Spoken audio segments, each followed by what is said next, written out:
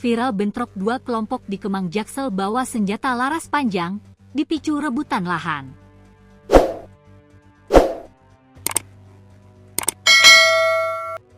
Sebuah video yang menampilkan bentrokan antar kelompok di kawasan Kemang, Mampang Perapatan, Jakarta Selatan, viral di media sosial.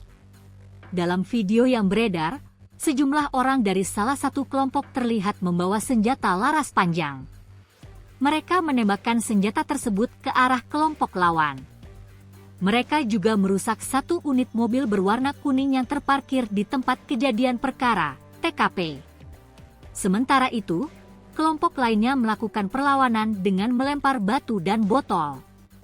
Kapolsek Mampang Perapatan Kompol Wahid Ki mengatakan, situasi di TKP kini sudah kondusif. Jam 9 sudah kondusif. Viral belakangan karena ada video terkait pria diduga membawa benda seperti senapan, kata Wahid saat dikonfirmasi.